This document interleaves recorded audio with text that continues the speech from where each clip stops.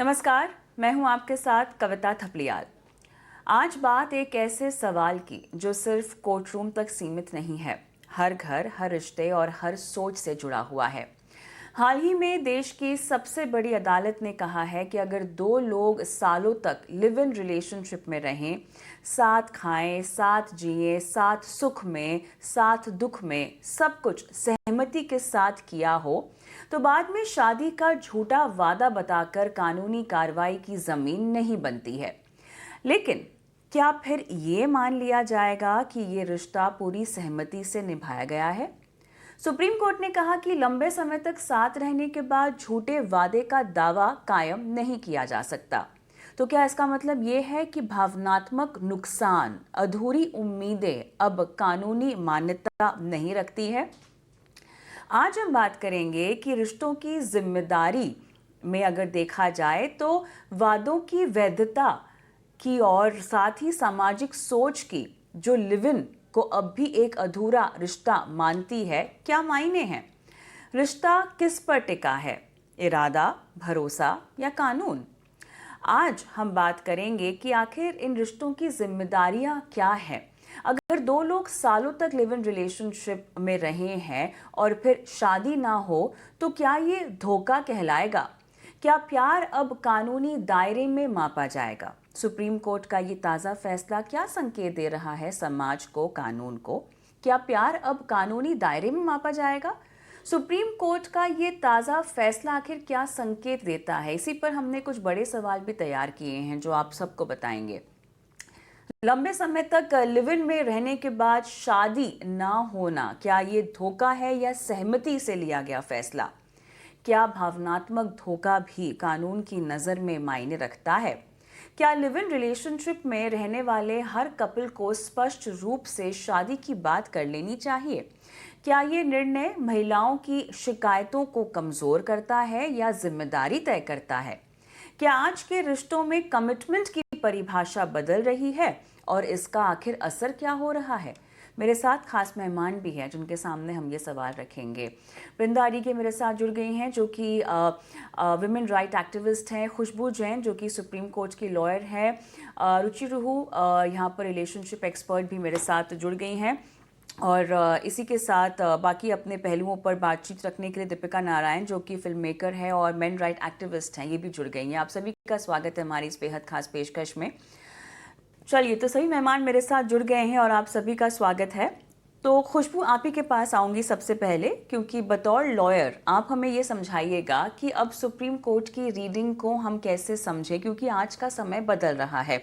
Live in relationship में रहना सहजता ज़रूर है, लोगों की ख्वाहिश हो सकती है, बहुत सारे लोग शायद कर भी रहे होंगे, लेकिन इसमें बहुत सारी पेचीदगियां हैं जो कि शायद अगर आप एक कमिटेड रिलेशनशिप में बतौर सवाल उठाएं तो आपको जवाब मिल सकते हैं, लेकिन लिव इन रिलेशनशिप में अगर आप वो सवाल उठाएंगी तो शायद आपको जवाब नहीं मिलेंगे। क्या सवाल है, क्या रीडिंग है सुप्रीम कोर्ट की, आप ये बताएं। जी, सुप्रीम कोर्ट ये कहता है कि लिव इन रिलेशनशिप का जो परटेक्स्ट है वो ये है कि जो दो लोग हैं वो फुल फ्रीडम के साथ में एक साथ आना चाहते हैं, जहाँ पे उन्हें कोई बाउंडेशंस नहीं चाहिए और वो फ्रीली एक रिलेशनशिप में आ जाए, जहाँ पे एक लिव इन रिलेशनशिप में आए, जहाँ पे कोई उनको ज्यादा फाइनेंशियल फ्रीडम हो या फिर बाउंडेशंस ना हो सोसाइटी को लेकर। तो जब ये कंटेक्स्ट उन्होंने एक्सप्लेन किया लिव इन रिलेशनशिप का, उसके बाद में ये बोला गया कि आप लिव इन रिलेशनशिप में अपनी मर्जी से आते हो, तो उसके बाद में आप फोर्सिबली किसी और को फोर्स नहीं कर सकते, बिकॉज दो पहलू है उसके भी। पहला कि आप किसी को फोर्स नहीं कर सकते कि अब शादी होनी जरूरी है, बिकॉज ये तो चॉइस होती है दोनों पार्टनर्स की कि उन्हें शादी में जाना है या नहीं जाना है। और उसके तो आगे एक और स्टेप होती है, वो ये होती है कि इवन शादी के बाद में भी लोगों के बीच में नहीं बनता है तो वो डिवोर्स के लिए चले जाते हैं। तो किसी को इस चीज के लिए फोर्स करना कि अगर मैं आपके साथ में लिव इन में हूं तो अब आपको शादी करनी ही पड़ेगी, ये राइट वो नहीं है। और दूसरा कि जो इस इंस्टेंस में है कि आप उस चीज को फोर्सिबल सेक्स की कैटेगरी में लेकर आए या रेप की कैटेगरी में लेकर आए, तो वो भी नहीं है, बिकॉज आप अपनी मर्जी से उसमें उस रिलेशनशिप में गए थे और आप कंसेंशुअल दोनों कंसेंशुअल पार्टी थे और दोनों को दोनों क्राइटेरियाज के बारे में अच्छे से पता था कि आप किस चीज में एंटर कर रहे हैं। तो बाद में जाकर लॉ का मिसयूज या उसका मिस यूटिलाइजेशन करना गलत चीज है, बिकॉज लॉ उन लोगों के लिए बना है जिनके साथ में बहुत मुश्किल से ये लॉ आया है, जो विमेन की सेफ्टी को लेकर बना हुआ है, तो उसका मिसयूज सही चीज नहीं है। चलिए, अच्छी बात यहाँ पर यह है कि संज्ञान लिया जा रहा है उच्च न्यायालय की तरफ से, और कहीं ना कहीं यहाँ पर दोनों पार्टियों और महिला हो या पुरुष हो, हर किसी के हितों की सुरक्षा की जा रही है। लेकिन रुचि, क्योंकि आप एक रिलेशनशिप एक्सपर्ट हैं, और देखिए, हम जो लिव इन रिलेशनशिप की बात कर रहे हैं, और जिस तरह की दलीलें भी हमने देखी हैं, पेश की गई हैं सुप्रीम कोर्ट के सामने, जिस तरह के सवाल भी खड़े हो रहे हैं, सोसाइटी, रुचि, हम जानते हैं बहुत इवॉल्व हो रही है, लेकिन इतनी सोच के साथ क्या वाकई लोग लिव इन रिलेशनशिप में जा रहे हैं? मैं इस चर्चा में पुरुष एंगल भी समझना चाहती हूँ, महिलाओं का भी एंगल समझना चाहती हूँ, और कितना कानून किसको प्रोटेक्ट कर रहा है ये भी समझना चाहती हूँ। लेकिन उससे पहले, क्या हम सब लिव इन रिलेशनशिप की समझ को लेकर, रुचि, एक पेज पर है क्या? लिव इन रिलेशनशिप्स बहुत पॉपुलर हो रहे हैं, और उसका एग्जैक्ट रीजन ये है क्योंकि लोग चाहते हैं कि वो अपने पार्टनर्स के साथ रह के देखें, एक टाइम गुजार के देखें, ताकि उनको पता लगे कि ये रिलेशनशिप कैसा है, राइट। और हम कंसेंट की भी बात कर रहे हैं। हम ये सोचते हैं कि कंसेंट जो है वो ऑन गोइंग होनी चाहिए, बट अगर आप कहीं ना कहीं उस कंसेंट को ही खाली एक चीज मान के चल रहे हैं तो that would be wrong, because कुछ प्रोमिसेस किए जाते हैं रिलेशनशिप्स में, और अगर वो टूटते हैं तो दुख होता ही है। हम सब कहीं ना कहीं लिव इन रिलेशनशिप चाहते हैं, बट हम एक प्रिडिक्टेबिलिटी भी चाहते हैं जो एक मैरिज देती है, right. With live in relationships I think वो अनप्रिडिक्टेबिलिटी जो रहती है कि क्या होगा कल, हम शादी कर भी पाएंगे या नहीं कर पाएंगे, वो हमेशा बनी रहती है। और रुचि, उसकी वजह से प्रेडिक्टेबिलिटी को क्या मैं सिक्योरिटी का नाम दे सकती हूँ? इमोशनल सिक्योरिटी, फाइनेंशियल सिक्योरिटी पे मैं जा ही नहीं रही हूँ, इमोशनल सिक्योरिटी बोल सकते हैं। बिल्कुल बिल्कुल इमोशनल सिक्योरिटी बोल सकते हैं कि आप उस रिलेशनशिप में कि वो कहाँ जा रहा है, इसके अंदर आप कितना सिक्योर फील कर रहे हैं। सी ह्यूमन माइंड, एंड मैं इसमें खाली मेन एंड वुमेन की बात नहीं करना चाहती हूँ, ह्यूमन माइंड लव्स कि हम इमोशनली सिक्योर फील करें, हम अपने पार्टनर के साथ एक लंबा समय बिता पाए, और जब वो उसको नहीं मिलता तो वो परेशान होता है। सो आई बिलीव कि अगर हम इस नॉलेज के साथ लिव इन रिलेशनशिप समझ रहे हैं तो ग्रेट है, हम बहुत अच्छे राह पे जा रहे हैं। पर अगर हम नहीं समझ पा रहे हैं कि प्रिडिक्टेबिलिटी, एक इमोशनल स्टेबिलिटी, एक इमोशनल चीज हमें चाहिए होती है, और खाली हम उसको इस तरह से देख रहे हैं कि मेरा जब मन चाहेगा मैं उसको तोड़ पाऊंगा या उस चीज से निकल पाऊंगी, then I think we are looking at, हम लिव इन रिलेशनशिप्स को गलत निगाह से देख रहे हैं। बिल्कुल, बिल्कुल। और बृंदा, कहीं ना कहीं जो सोसाइटी में भी समझ है लिव इन रिलेशनशिप्स को लेकर, वो ये है कि रिस्पॉन्सिबिलिटीज़ नहीं, अकाउंटेबिलिटी नहीं। तो अब इस तरह के जब फैसले करता है सुप्रीम कोर्ट, वो तो लिव इन रिलेशनशिप के ढांचे को देख रहा है ना, इसके पूरे सिस्टम को देख रहा है, उसके आधार पे वो अपने ऑर्डर्स हैं वो दे रहे हैं। लेकिन कहीं ना कहीं महिलाओं पर अगर मैं इसका एक इम्पैक्ट समझना चाहूँ, तो क्या जिम्मेदारी कहीं ना कहीं तय करने को लेकर ये सिस्टम कमज़ोर हो जाता है, या जैसे रुचि ने समझाया कि प्रेडिक्टेबिलिटी, इमोशनल सिक्योरिटी की ज़रूरत होती है, उन सब की उम्मीदें हमें रखनी ही नहीं चाहिए? कहीं ना कहीं सुप्रीम कोर्ट का इशारा भी उसी ओर होगा अगर ये कहा जा रहा है कि शादी करना ज़रूरी नहीं है, और उसको आप एक केस का वो नहीं बना सकते, बेसिस नहीं बना सकते। वृंदा, शादी करना जरूरी नहीं है तो शादी के रजिस्ट्रेशन करने के लिए कानून क्यों है? इवन कस्टमरी शादी जो होती हैं वहां पे भी हम रजिस्टर करते हैं ना शादी को। तो एक साइड पर ये बात हो जाती है कि हमारे भावनाएं, हमारे इमोशनल सपोर्ट, ये सब हमको चाहिए। ये सब तो हम हमारे फैमिलीज में भी देखते हैं, फ्रेंड्स के साथ भी देखते हैं, क्यों कोलीग्स के साथ भी हम देखते हैं। तो इस लिव इन रिलेशनशिप्स में क्या हो जाता है, जैसे खुशी मैडम ने रुचि मैडम ने कहा था कि इट इज एन एक्सपेरिमेंट। अभी हम देख रहे हैं क्या हम दोनों एक साथ रह सकते हैं, क्या हमारी कंपैटिबिलिटी है। और इस पर्टिकुलर केस के बारे में जो हम बात कर रहे हैं अभी, सुप्रीम कोर्ट ने ऐसा एक जो निर्णय दिया है जो मैं समझती हूँ बहुत गलत है। उसमें दोनों ने एक समझौता चिट्ठी पर साइन किया है। So there was an agreement and they signed it. तो वो चिट्ठी क्या है, वो जो अग्रीमेंट है वो मेमोरेंडम ऑफ अंडरस्टैंडिंग के तरह नहीं हो जाता है क्या? उसके उसके साथ कुछ दबाव हुआ क्या? लड़के के साथ कुछ दबाव हुआ कि अगर आपने ये नहीं साइन किया तो मैं आपके साथ नहीं रहूंगी। तो ये सोच कहाँ से आती है कि अच्छा, I am giving my self up. मैं, मेरा शरीर, मेरे भावनाएं, मेरा आज का प्लान्स, कल की प्लान्स, ये सब को मैं वहां इन्वेस्ट कर रही हूँ। एक आदमी के साथ या औरत के साथ भी हो सकता है, मैं इन्वेस्ट कर रही हूँ। लेकिन मेरे में एक सोच है कि आज नहीं तो कल, नहीं तो परसों, नहीं तो अगले साल मेरे साथ ये शादी करेगा या करेगी। तो इसीलिए तो उसने साइन किया। अभी वो अग्रीमेंट में भी 420 हो गया ना, बीएनएस में अभी दूसरा है, but in IPS it was, IPC it was 420। Breaking a contract, जो एक समझौता हुआ है, दोनों में राजी थी कि हम ऐसे करेंगे, उसकी एक तुड़वाई हो गई है। I don't know the right Hindi word. लेकिन जब उसको हम तोड़ देते हैं तो उस बात को हम कहाँ लेके जाएं न्याय के लिए? उस बात की वो जो पंचायत हमको चाहिए कि पंचायत कोई भी बड़े लोग हो सकते हैं, फैमिली मेंबर्स हो सकते हैं, आज कोर्ट हो गया तो इसको ही तो वो लेके गई है कि इस सोच में ही तो मैं उसके साथ रह रही थी।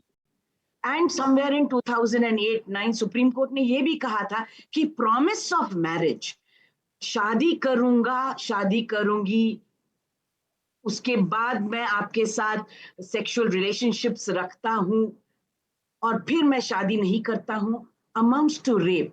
What the Supreme Court is looking at today is only consent. Rape की वो जो बात है उसको हमने प्योरली रेप के ऊपर डेफिनेशन, वो जो परिभाषा है कि कंसेंट नहीं दिया, कंसेंट दिया। यहाँ पे उसको पता था फिर भी वो सेक्सुअल रिलेशनशिप उसके साथ रखी। तो क्या कहते हैं, उसके पास पैसा है, she is independent economically, that is why she took this. पूरा ब्लेम वापस महिला पर ही आ रहा है। ये जो अग्रीमेंट उसने लिखा है, साइन किया है, उसके बारे में कुछ बात ही नहीं है। तो अग्रीमेंट साइन क्यों हुआ, या हमारी मैरिजेस रजिस्ट्रेशन क्यों होती है, उसका लाभ क्या है? हम सब तो अरेंज मैरिज में भी जा सकते हैं, उसकी सिग्नेचर्स, कोई हस्ताक्षर तो नहीं चाहिए। हम सब लव मैरिज में भी जा सकते हैं, उसके लिए क्यों रजिस्ट्रेशन होना चाहिए? कानून क्यों है special marriage act, Hindu marriage act, ये कानून क्यों है फिर? तो ऐसे में दीपिका, वैसे वृंदा आपने जितने भी सवाल उठाए हैं, खुशबू के सामने मैं वो सवाल रखूंगी, लेकिन दीपिका को भी चर्चा में हम शामिल करेंगे। तो दीपिका, अब वृंदा की ही बात को आगे ले जाते हुए, कंसेंट और कमिटमेंट के मायने अलग हो गए हैं क्या लिव इन रिलेशनशिप में, ऐसा समझना चाहिए? देखिए कविता, हमारे को ये समझना पड़ेगा कि live in relationship first of all is not akin to marriage, ठीक है ना। लिव इन रिलेशनशिप एक अलग कॉन्सेप्ट है, मैरिज अलग कॉन्सेप्ट है। अगर आपको मैरिज ही करनी है तो फिर आप मैरिज की तरफ जाइए, अगर आपको एक्सपेरिमेंट करना है तो आप लिव इन रिलेशनशिप की तरफ जाइए। हर जगह पे मैं वृंदा जी से बिल्कुल डिसएग्री करूंगी। सुप्रीम कोर्ट ने जो रिस्पॉन्सिबिलिटी एक अडल्ट सिटीजन की होनी चाहिए वो रिमाइंड कराई है कि एक महिला जो सेल्फ सफिशिएंट है, इंडिपेंडेंट है, फाइनेंशियली अपनी रिस्पॉन्सिबिलिटी उठा सकती है, वो अगर एक लिव इन रिलेशनशिप में जाती है, एक कंसिडरेबल पीरियड वो रिलेशनशिप चलता है, तो अगर वो शादी में नहीं कन्वर्ट होता है तो आप उठ के ये नहीं बोल सकते हैं कि आपका रेप किया गया था। इम्प्लाइड होगी कंसेंट अगर आप इतना लंबा रिलेशनशिप किसी के साथ चला रहे हैं। ये बहुत ज्यादा इंपॉर्टेंट हो जाता है कविता, क्योंकि ब्रेकअप्स, हार्ट ब्रेक, मतलब अब अगर आपकी शादी नहीं हुई है तो दिल टूट सकता है, टूटता है लोगों का, आदमियों का भी टूटता है उतना ही जितना औरतों का टूटता है। लेकिन वहां पे उस अगर कोई रिश्ता टूट जाए उसमें आप क्रिमिनल एंगल ला दो हर चीज में, तो ऐसे नहीं समाज चल पाएगा। यूं तो फिर सारे लोग क्रिमिनल हो जाएंगे। जिसने शादी तोड़ दिया, डिवोर्स होने लगा है, वो भी आदमी क्रिमिनल आप उसको बोल दो। किसी का अगर 6 दिन का किसी का कोई अफेयर है और उसके बाद लड़की बहुत ज्यादा सीरियस हो जाती है इमोशनली और लड़का इतना सीरियस नहीं है इमोशनली, तो आप उसको भी क्रिमिनल कह दो। तो live in relationship, long term live in relationship rape में कन्वर्ट नहीं हो सकते हैं। सिर्फ ये बात बोली है सुप्रीम कोर्ट ने, और ये आज के टाइम पे बहुत ज्यादा इंपॉर्टेंट इसलिए हो जाता है कविता, क्योंकि हम हर रोज ऐसे केसेस देख रहे हैं जहां पे बिल्कुल पढ़ी लिखी सशक्त महिला जो अपनी पूरी की पूरी थॉट प्रोसेस से एक रिलेशनशिप में गई है, उसके बाद अगर वो रिलेशनशिप नहीं चल पा रहा है, तो चाहे 5 साल का रिलेशनशिप था, चाहे 6 साल का, 10 साल का, 15-15, 20-20 साल के रिलेशनशिप के बाद, कंसेंशुअल रिलेशनशिप के बाद ये कहा जा रहा है कि इन्होंने तो मेरे को शादी का झांसा देके मेरा बलात्कार किया। ये ना ही सिर्फ बलात्कार का मजाक है, बल्कि कानून के मिसयूज का उदाहरण है, जो कि आज के समय पे अनफॉर्चुनेटली बहुत सारी महिलाएं कर रही हैं। रिस्पॉन्सिबिलिटी दोनों लोगों की होती है। अडल्ट जो इंसान है, आप उसको हमेशा विक्टिम नहीं सोच सकते जस्ट बिकॉज वो महिला है। तो दीपिका, एक सवाल, क्योंकि हम कंसेंट और कमिटमेंट की बात कर रहे हैं, देखिए रिटन अंडरस्टैंडिंग, म्यूचुअल एग्रीमेंट जैसी कोई चीज़ मददगार नहीं है, उसकी कोई जगह नहीं है फिर लिव इन रिलेशनशिप में, क्या हमें ये समझ लेना चाहिए? नहीं, उत्तराखंड में देखिए अभी जो यूसीसी लागू हुआ है उसमें बकायदा ये बोला है कि लिव इन रिलेशनशिप में आप रह रहे हैं तो आप बकायदा मैंडेटरीली एक अग्रीमेंट साइन करेंगे। वो अग्रीमेंट दोनों की प्रोटेक्शन के लिए है कि आपकी टर्म्स एंड कंडीशंस क्या हैं इस लिव इन रिलेशनशिप में, आप इसको आगे बढ़ाना चाहेंगे या नहीं बढ़ाना चाहेंगे। अगर नहीं बढ़ता है आगे, तो यूं नहीं है कि क्रिमिनल लायबिलिटी किसी की सेट हो जाएगी। जहां तक महिलाओं की प्रोटेक्शन का सवाल है ऐसे रिलेशनशिप में कविता, तो जो डोमेस्टिक वायलेंस एक्ट है वो अगर long term live in relationship है तो बकायदा महिला को जो है उसके अधिकार देता है। A child born out of live-in relationship is also a very very legally accepted term। वही rights in उस बच्चे के होते हैं जो कि अगर मैरिज में से कोई बच्चा हुआ है तो उसके होते हैं। लेकिन ये जो पूरा का पूरा डिस्कशन है वो मेजरली इस वजह से है कि बहुत सारे ऐसे केसेस आ रहे हैं जहां पे बाद में रेप का एलिगेशन लग जाता है। तो अग्रीमेंट बिल्कुल बकायदा वैलिड है, लेकिन अगर आपने अग्रीमेंट सोच समझ के किसी इंसान के साथ किया है तो इसका मतलब आपने अपनी बुद्धि का इस्तेमाल किया होगा। लेकिन अगर वो अग्रीमेंट के हिसाब से अगर कोई चीजें नहीं चलती हैं तो वो रेप नहीं होगा, ये सुप्रीम कोर्ट ने कहा है। तो एक चीज़ जो मुझे यहाँ समझनी है, खुशबू और रुचि मेरे ख्याल से दोनों मिलकर इसका जवाब दे सकती हैं। भावनात्मक धोखा, इमोशनल चीटिंग, क्या इसकी कोई जगह है? खुशबू, मैं अगर समझना चाहूँ लॉ की लैंग्वेज में। नहीं, इमोशनल चीटिंग को आपको उस तरीके से देखना होगा कि शुरुआत से ही उस इंसान का इंटेंशन था आपको चीट करने का, आपको ड्यूप करने का, और वो चीट करने के उससे प्रिटेक्स्ट से ही आपके साथ में रिलेशनशिप में आया और आपको उस लेवल तक आगे बढ़ाया। अगर ये नहीं दिखाएंगे तो कोई भी रिलेशनशिप किसी भी तरीके से आगे बढ़ती है, वो आगे बढ़ती है या फिर वो खत्म हो जाती है या फिर वो सार हो जाती है। ये तो रिलेशनशिप, सारे रिलेशनशिप आप एक लड़के और लड़की की रिलेशनशिप को भी नहीं देखे और किसी भी रिलेशनशिप को देखे तो कोई रिलेशनशिप 100% सेम तरीके से सेम मात्रा में नहीं चल रही होती है। तो वो वहां पर नहीं आएगा कि मेरे को इमोशनल अगर कोई हर्ट हुआ है या मुझे छोड़ दिया है तो प्रॉब्लम है, बिकॉज ये प्रावधान तो अगर मैं फिर से आपको एग्जांपल उदाहरण दे रही हूँ कि मैरिज में भी है कि मैरिज एक हमारे यहाँ पे बहुत ही पायस इंस्टीट्यूशन माना जाता है, और उसमें भी अगर कुछ गलत होता है या दोनों के भावनाएं मैच नहीं करती है या फिर दोनों की लाइफस्टाइल मैच नहीं करती या किसी तरीके से एक दूसरे में अनबन है या और कोई क्राइटेरियाज है, तो वो दोनों भी अलग होने के लिए प्रावधान वहां पर होता है जहां पर डिवोर्स की बात हो जाती है। तो लिव इन रिलेशनशिप में भी यही चीज हो सकती है कि एक इंसान रिलेशनशिप में कंटिन्यू रहना चाहता है, दूसरा नहीं रहना चाहता है, तो वो इमोशनल अब्यूज की बात कर ले कि मैंने तो पूरी लाइफ जिंदगी आपके लिए सोची थी। बट लिव इन रिलेशनशिप का मायना ही यही है कि मैं बिना किसी शादी के बाउंडेशंस के साथ में फ्रीली सोसाइटी के बर्डन के बिना रह लूं। दूसरा एक और चीज देखने की जरूरत है लिव इन रिलेशनशिप में कि ये क्यों बढ़ रहा है। ये इसीलिए बढ़ रहा है बिकॉज जब मैरिज और डिवोर्स ये दो चीजें होती है, ये बहुत बड़ी सोसाइटी में इसकी अहमियत होती है। तो जब आप डिवोर्स से बाहर निकलते हो तो बहुत बड़ा स्टिग्मा आता है आपके साथ में। तो जो न्यू एज कपल्स है या लोग हैं, उनको चाहिए कि वो रिलेशनशिप ट्राई कर ले बिना इस स्टिग्मा के या बिना इस प्रेशर के सोसाइटी के, और वो फ्रीली जिंदगी को जी सके, अपने डिसीजंस में लग सके। नहीं, क्या कहीं सही कहीं है क्या कभी गलत है कभी ये आप और मैं नहीं कभी कभी कर खुशबू सकते, खुशबू इंडिविजुअल कभी डिसाइड कभी ऐसे भी लगता है कि लिव इन रिलेशनशिप में ना आपको इजी वे आउट भी मिल जाता है। शादी को छोड़ना, शादी को तोड़ना जवाबदेही होती है, समाज क्या बोलेगा, और कहीं ना कहीं वो आपके निजी पर्सनालिटी पर भी प्रभाव डालता है। लिव इन तो मेरे ख्याल से जैसे बहुत अधिकतर लोग समझते हैं easy way in easy way out, लेकिन आपकी बात सुनते हुए मुझे एक सवाल आया कि जो लंबा समय का समय दिया हुआ है, वो लंबा समय कितना हम क्वांटिफाई करें? इमोशनल चीटिंग हमारे साथ हो रही है, कब तक जो महिला है वो इंतजार करती रह जाए? मेरे ख्याल से वृंदा भी कुछ कहना चाहती थी इस मामले पे। वृंदा? हाँ, मैं वही प्रश्न जी। पूछना चाहती हूँ हाँ, कि हाँ, सुप्रीम कोर्ट कैसे तय करेगा? 6 हाँ, महीने एग्जैक्टली लॉन्ग, वही सवाल है, एक क्योंकि वर्ष औरतें तो लॉन्ग फिर ऐसे जिंदगी भर या 2 निकाल वर्ष देंगी। लॉन्ग। हाँ, सही बात है। तो ये बहुत सब्जेक्टिव हो जाता है, क्योंकि भावनाएं तो they are very strong even within 1 weeks time. तो इसके बारे में जब हम बात करेंगे तो सुप्रीम कोर्ट भावनाओं को कैसे मेजर करेंगे, कैसे मापेंगे, नापेंगे उसको, और उसके लिए कोई और मेजरमेंट, कोई और डिपार्टमेंट आएगा क्या?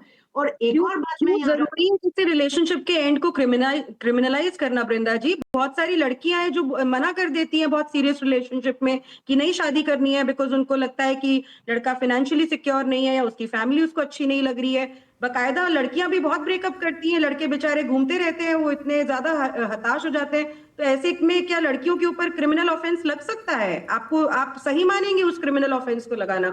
अगर कोई इंसान अपनी लाइफ में अगर अपनी चॉइस कर रहा है, नई रिलेशनशिप चल रहा है, तो रिस्पॉन्सिबली आप आपस में अलग हो जाइए।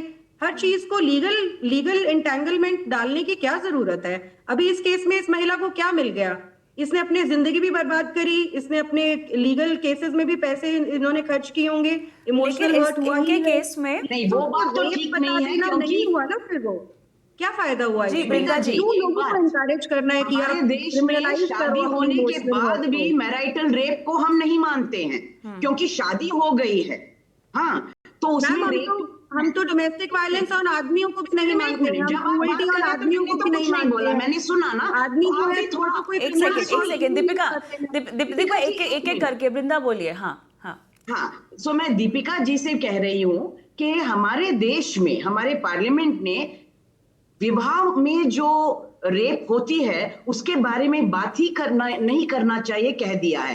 तो क्या आपको लगता है ये जो कंसेंट है एक शौहर और उसके बीवी के बीच में, उसका कंसेंट ही नहीं है, क्योंकि अभी तो शादी हो गई है, सब जगह आपने साइन कर लिया है, आपको कौन सा रेप कर सकता है? आप कैसे कहते हो कि पति ने रेप किया है? ये अगर हम बात ले तो हम लीगली इसको कहीं लेके जा ही नहीं सकते, क्योंकि हमारे पार्लियामेंट ने कह दिया कि अरे मियाँ बीवी के बीच में तो रेप हो ही नहीं सकता। It is the same question here also. यहाँ लिव इन रिलेशनशिप ने यहाँ प्रॉमिस किया है, she is only quoting what the Supreme Court has put down as a judgement. इन्होंने अपने आप ही कोई परिभाषा नहीं लेके आई। सुप्रीम कोर्ट ने कहा मैं आपको वादा, किसी ने आपको वादा किया है, आपके साथ अनुबंध किया है कि मैं आपके साथ शादी करूंगा, आज हम सेक्सुअल रिलेशनशिप्स रख लेते हैं, नो 1 अप्रैल के बाद करेंगे, दीपावली के बाद करेंगे। So that is an emotional investment, and उसमें एक ट्रस्ट है, एक विश्वास है। उस विश्वास को उन्होंने तोड़ा है। उसके लिए क्या कोई कानूनी तौर पर ये लड़का, ये लड़की भी, ये लड़की कहीं जाके न्याय मांग सकती है या नहीं मांगना चाहिए? देखिए वृंदा जी, रेप जो है ना एक बहुत सीरियस हाइनस क्राइम है। वो विल और कंसेंट के बगैर शारीरिक संबंध अगर बनते हैं तो वो रेप होता है। चलिए इस अगर आप मामले एक लॉन्ग टर्म जी रिलेशनशिप में हैं, एक चीज कविता, एक जी चीज, सुप्रीम जी कोर्ट की जो जजमेंट बता रही है, सुप्रीम कोर्ट ने, जैसा खुशबू जी ने भी बिल्कुल वाजिब बोला, सुप्रीम कोर्ट ने, क्योंकि इस तरह के मुकदमे बिल्कुल भर गए हैं हमारे देश में कोर्ट्स में, सुप्रीम कोर्ट ने पर्टिकुलरली कैटेगराइज किया कि अगर इस तरह का प्रॉमिस होता है तो उसका एक इमीडिएट आउटकम होगा, ये कहेगी कि 2 महीने में हम लोग शादी कर लेंगे, वो होना चाहिए। जो इंटेंट था वो स्टार्टिंग से झूठ था, तो वो शादी का झांसा जो है उसके ऊपर रेप बनता है। अदरवाइज ऐसे प्लेथोरा ऑफ जजमेंट्स आ चुकी हैं जहां पे ये बकायदा सुप्रीम कोर्ट ने बोला है कि अगर महिला अपनी कंसेंट से एक इतने लंबे रिश्ते में रह रही थी तो उसके बाद she can not just turn around and से कि शादी का झांसा दिया गया था, इसी वजह से शारीरिक संबंध बले।